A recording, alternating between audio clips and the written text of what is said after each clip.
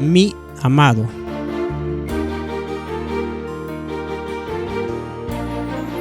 Sección 1. La invitación.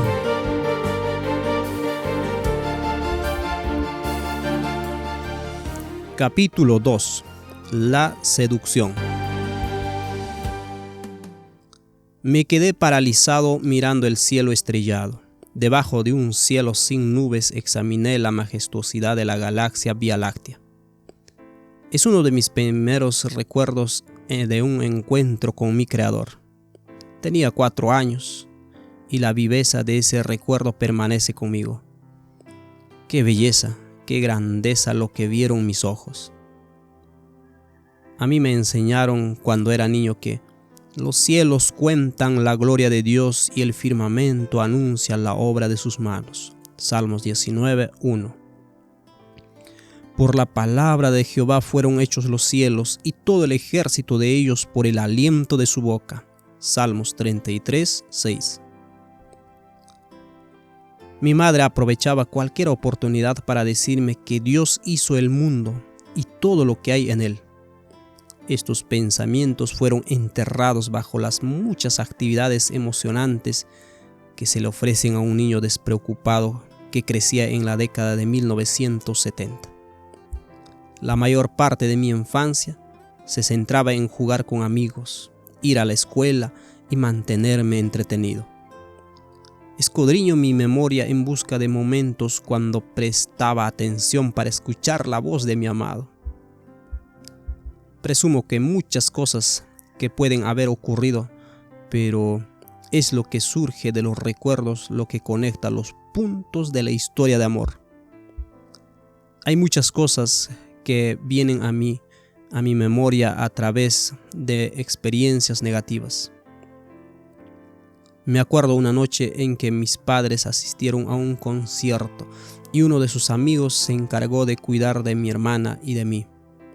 Evocó claramente la ansiedad que sentía mientras estaba acostado en mi cama, forzando mis oídos para escuchar el sonido de un motor llegando a nuestro camino de entrada.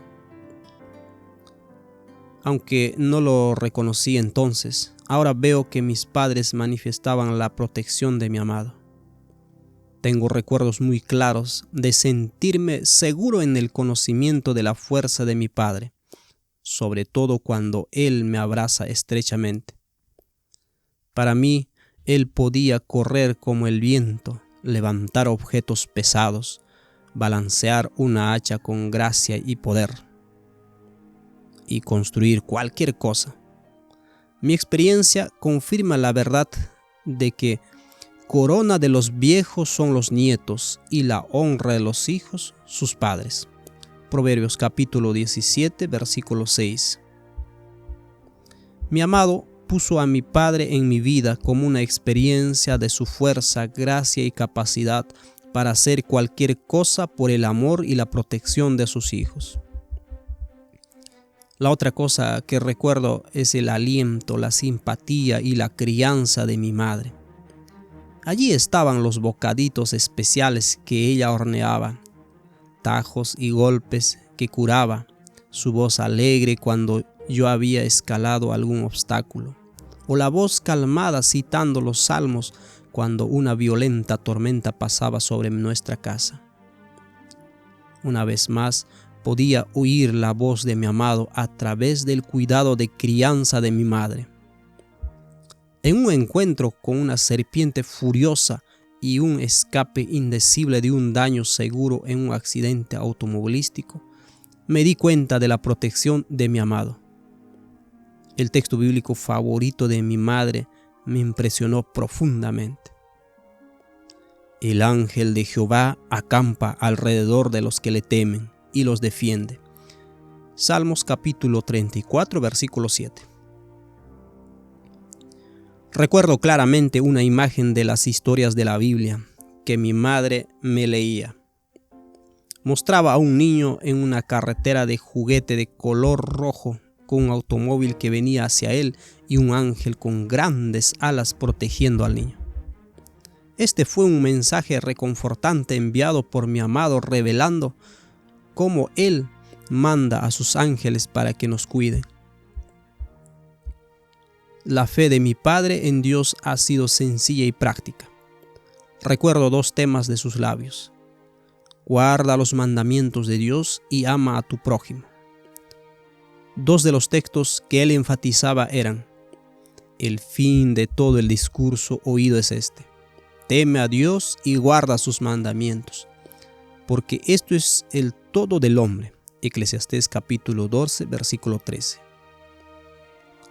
Así que todas las cosas que queráis que los hombres hagan con vosotros, así también haced vosotros con ellos, porque esto es la ley y los profetas.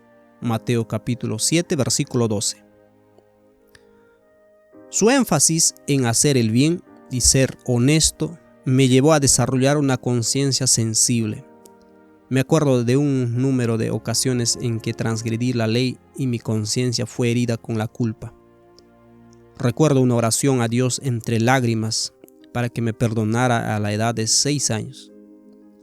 Hoy día la culpa a menudo se percibe como una enfermedad terrible. Sin embargo, para mí, le doy gracias a Dios por una conciencia sensible. A través de ella, escuché la voz amorosa de mi amado, que me guiaba y me advertía. Mis padres compraron una serie de 10 volúmenes llamados Las Bellas Historias de la Biblia. Teníamos algunas de estas historias en discos. Recuerdo escuchar la historia de Moisés y el Mar Rojo, Josué y Jericó, David y Goliat, Elías y Eliseo. Todavía tenemos esta serie en mi casa y muchas de las imágenes que traen recuerdos de la infancia. Estas historias, al lado del cuidado y la crianza de protección de mis padres, me permitieron vislumbrar a mi amado. A través de estas historias, él me enseñó la historia de este mundo, cómo comenzó, que salió mal, el conflicto entre el bien y el mal, el remedio para el pecado, cómo acabará este mundo y cuál será la recompensa de los que aman a Dios y guardan sus mandamientos, incluyendo el sábado. Me acuerdo ir a la iglesia y la escuela sabática, así como asistir a la escuela primaria de la iglesia. De los primeros 12 años de mi vida recuerdo muy poco. No viene a mi memoria ningún evento que me llamó la atención acerca de asuntos espirituales. Sí puedo evocar el colorear imágenes, cantar canciones, jugar con figuras del fieltro, pero no hay ningún recuerdo de un impacto espiritual real. Lo que me parece aún más sorprendente es que a pesar de que yo había escuchado muchas historias acerca de Jesús en mis primeros 12 años, casi no tengo memoria de ello. Tengo 1 o 2 recuerdos de llamados de altar mientras sentía que muchos ojos me miraban con el conocimiento de que los que se pusieran de pie eran vistos como buenos y los que no lo hicieran eran vistos como malos. Nuestra iglesia tenía una organización juvenil llamada Conquistadores, en la que una persona joven avanzaba a través de los distintos niveles en determinados cursos de trabajo y actividades logradas.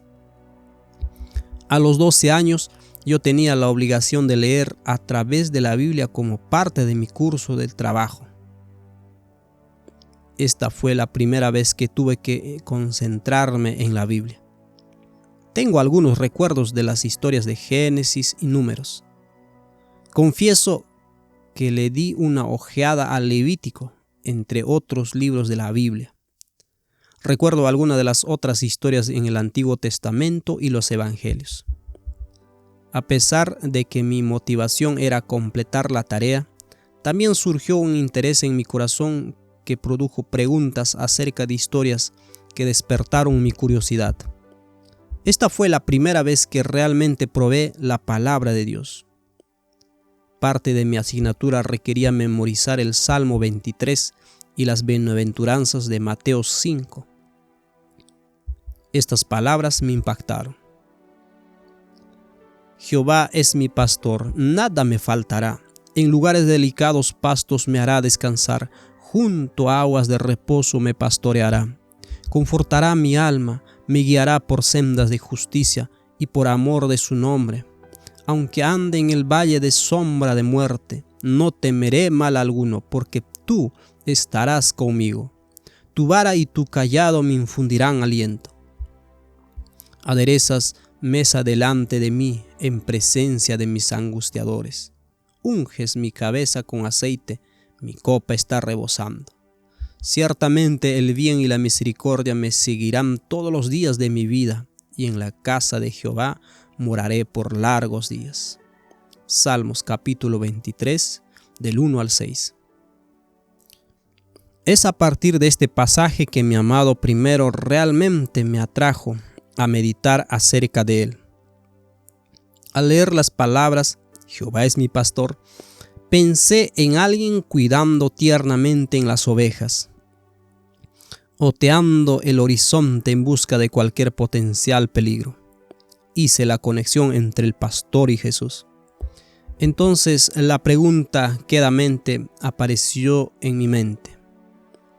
¿Qué quiere decir nada me faltará?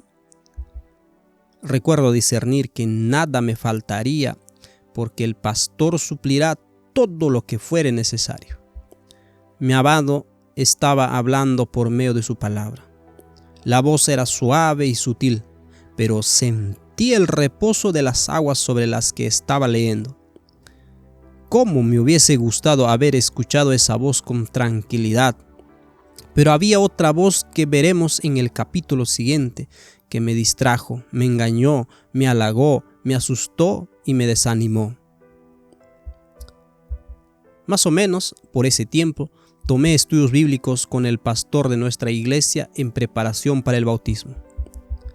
No recuerdo muchas de esas lecciones, pero tenía la sensación de que Dios, mis padres y mi iglesia estaban contentos con mi decisión. Yo no tenía una idea clara del Dios que estaba prometiendo servir. Yo sabía que había un Dios y que Jesús era su Hijo. Me habían enseñado sobre el Espíritu Santo, pero no tenía idea real de su labor. Yo creía que Dios había enviado a su Hijo al mundo y que si creía en Jesús tendría vida eterna. Era una transacción sencilla realizada en fe simple. Mientras reflexiono sobre mis años formativos, veo la mano de mi amado en muchos lugares. Los cimientos fueron establecidos de forma que me condujeron hacia el conocimiento de mi Señor. No obstante, a pesar de todas estas ventajas, mi herencia de Adán y el entorno en que crecí hicieron el bautismo de mi niñez mucho menos importante de lo que podría haber sido. En todos los años de educación que había recibido, todavía no sabía lo suficiente sobre mi amado para que mi bautismo fuera verdaderamente significativo. También había varias corrientes transversales arrasando a mi iglesia que hacían que mi amado se alejara aún más de mí y lo colocaban fuera de mi alcance. Confié en que Dios estaba contento con mi compromiso con Él y su Hijo. Sin embargo, mi sencillo voto infantil fue pronto socavado completamente por una cosecha de cizaña que el maligno había logrado sembrar en mi vida.